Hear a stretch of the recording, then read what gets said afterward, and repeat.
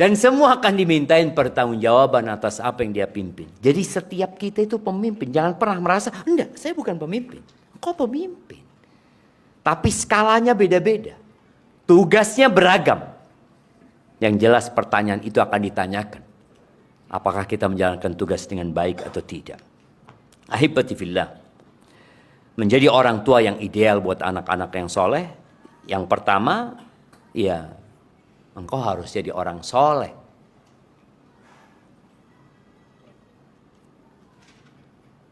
Sa'id Ibn al-Musayyib Ibn Hazn, seorang tabi'in. Dia ini punya mbah namanya Hazn. Mbahnya itu sahabat Nabi. Ketika mbahnya datang, mbah itu apa bahasa Betawinya? Engkong. Engkong. Apa? Engkong. Engkong. Iya engkong kan? Salah betul.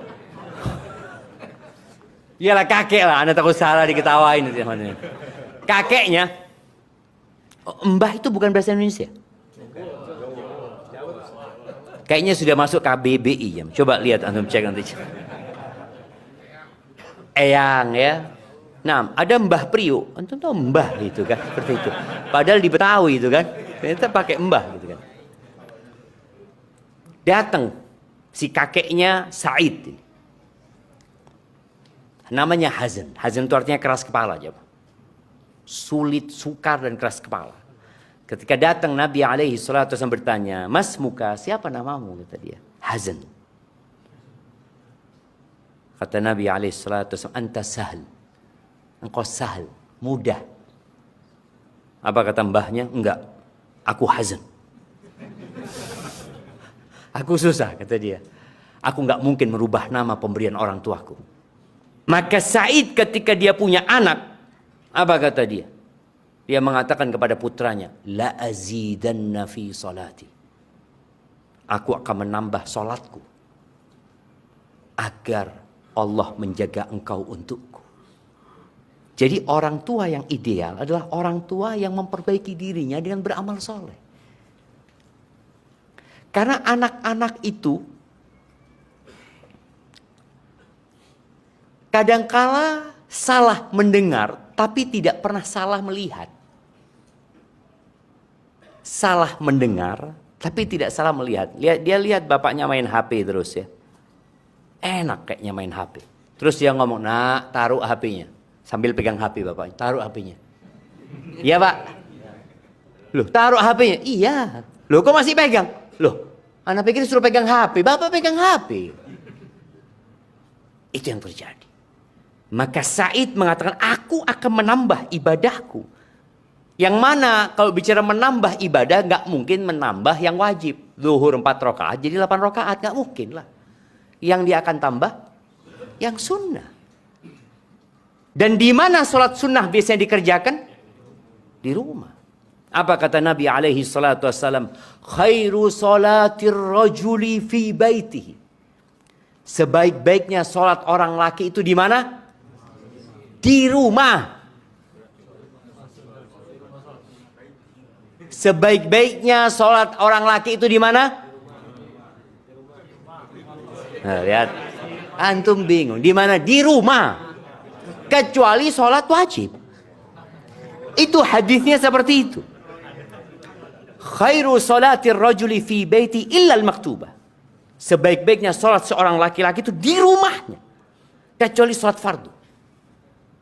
Maka di sini ketika bapak ini pulang dari masjid, hamparkan sejadah, ba'diyah dia sholat, anaknya lihat.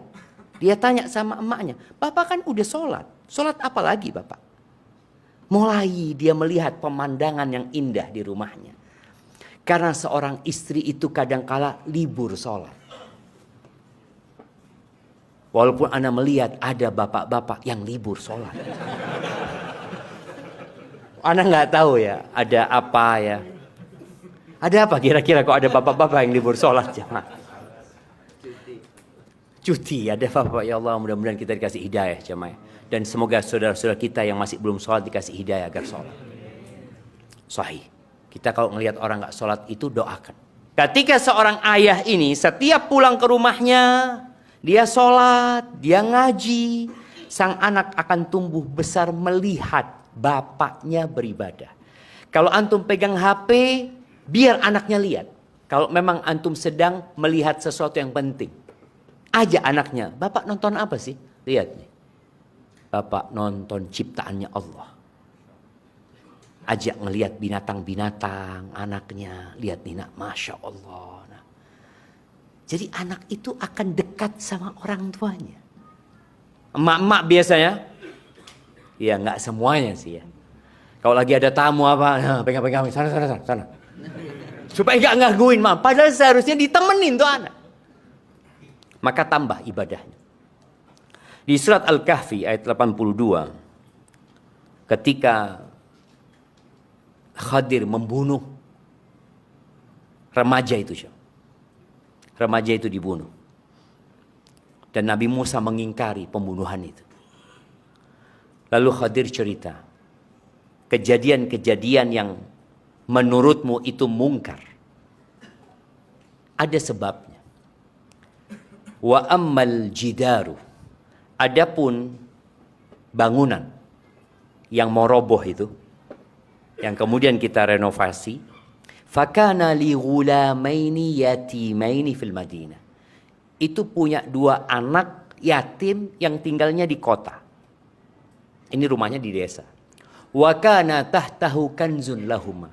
Di bawah bangunan itu ada harta simpanan milik mereka. Kok bisa Allah kirim Nabi Musa dan Khadir merenovasi rumahnya 2 anak yatim ini? Apakah karena 2 anak yatim itu anak soleh? Enggak, masih kecil-kecil dia. Masih yatim, belum balik. Ternyata penyebabnya, ini orang tua yang ideal. Wa kana abuhuma salihah. Bapak 2 anak itu orang soleh. Fa'arada rabbuka an yablugha ashuddahuma. Dan Tuhanmu menginginkan agar 2 anak yatim itu tumbuh besar, dewasa, wa yastakhrija kanzahuma. Lalu mereka bisa mengeluarkan harta tersimpan milik mereka ini, rahmatan mir rabbik. Itu kasih sayang dari Tuhan. Maka kalau ingin anak-anak kita jadi anak soleh, ya orang tuanya jadilah orang soleh. Ya, di antara cara untuk jadi orang soleh, carilah ibu yang solehah. Kita kerja di tempat yang haram, kita jauh dari ketaatan, bagaimana sekarang? Ya diperbaiki. Tapi buat yang masih belum nikah, jangan fokus kepada kecantikan. Banyak orang mengatakan menikah untuk memperbaiki keturunan. Yang mau diperbaiki fisiknya atau hatinya? Dua-duanya. Nggak apa-apa. Nggak apa-apa. Antum cari yang cantik, yang soleha. Tapi antum harus bercermin dulu lah. Iya, karena ada orang yang gagal, nador ini gagal, di sana tolak, ini gimana Ustaz? Ya, masalahnya itu nggak bercermin. Orang itu, loh Ustaz, ana ini orang soleh Ustaz. Kenapa mereka nolak orang soleh kayak ana? Itu buktinya antum belum soleh. Kalau antum soleh ditolak, antum akan mengatakan inna lillahi wa inna ilaihi raji'un. Itu orang soleh. Ya udah takdirnya Allah, qadarullah wa masya'a fa'al. Nanti nador lagi. Maka perlu jamaah. Kadangkala kita ini terlalu tinggi spek yang kita inginkan. Ana mau yang putih, rambutnya pirang, matanya biru, sum-sum kakinya itu kelihatan dari luar.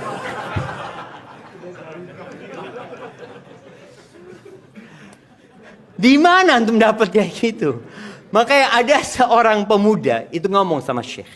Syekh, ana ingin nikah dengan orang yang kayak gini. Dia sebutkan kriteria yang Masya Allah. Kata Syekh, kalau ada kayak gini, ana dulu yang nikah. Bukan antum gitu. Allahu Akbar. Gimana? Insya Allah lah. Iya, jadi intinya tadi mencari ibu yang soleha. Mungkin anak itu akan kecewa sama bapaknya. Ketika dia mengatakan kepada bapaknya, ayah,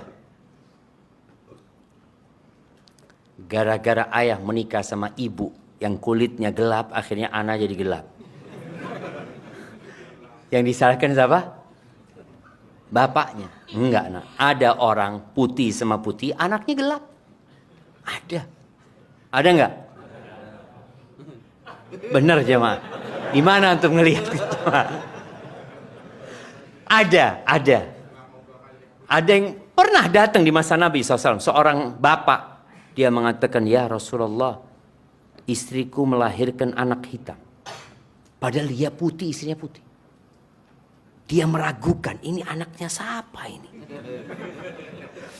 Maka jangan khawatir ketika antum menikahi seorang wanita, tahu-tahu anaknya kok nggak sama antum, boleh jadi nenek moyangnya jemaah. Dan nenek moyang kita satu, Adam dan Hawa. Tapi ternyata lahirnya kayak gini, beda-beda. Antum bisa lihat, beda-beda kita semua jemaah. Maka tadi memilih ibunda ini penting sekali, apalagi di masa sekarang ini. Kalau antum salah memilih ibu, boleh jadi ibunya nggak mau punya anak banyak. Orang dulu, masya Allah, jemaah. Mana yang orang dulu? Anak tanya di sini, kita kasih hadiah. Bapak satu saudara berapa? 7. Yang satu saudara lebih dari 7. 11 antum. Berapa?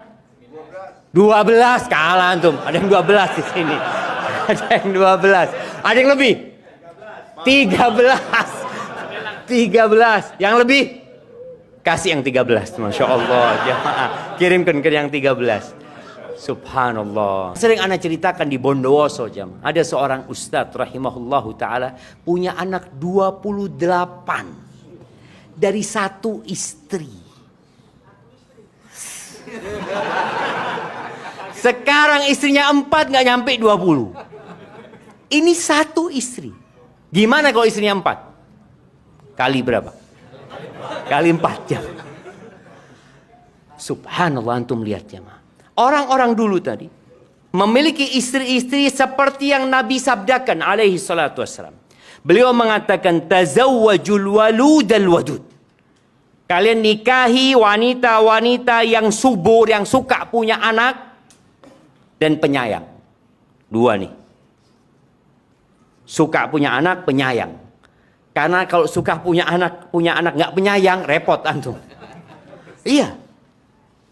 Antum datang ke rumah punya anak 8, anak mana? Wallahu a'lam. Karena Nabi alaihissalatu wasallam akan berbangga-banggaan dengan banyaknya umatnya.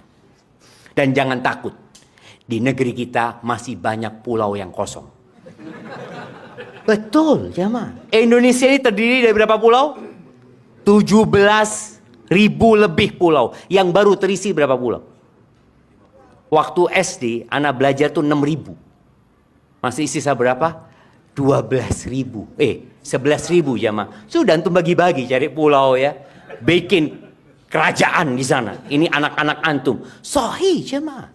Dan negara senang apabila pulau-pulau kosong itu hidup. Tapi antum menghidupkan tadi. Bikin anak yang banyak. Satu sekolahan semua anak antum. Alhamdulillah. Makmurkan negeri. Dan itu memang hal yang harus dilakukan. Tapi ketika pemerintah tidak melakukan itu, ya bismillah. Antum melakukan hal itu dan insya Allah didukung oleh pemerintah kita. Maka cari istri yang soleha, yang mau punya banyak anak, dan buat para istri. Ketika suami mengatakan, dek nambah yuk. Apa? Nambah. Enak banget. Aku yang capek, aku yang hamil, aku yang lelah, engkau nambah-nambah. Nambah sendiri. Jadi ingat, pilih pasangan yang benar. Dan buat para ibu-ibu juga, jangan salah memilih.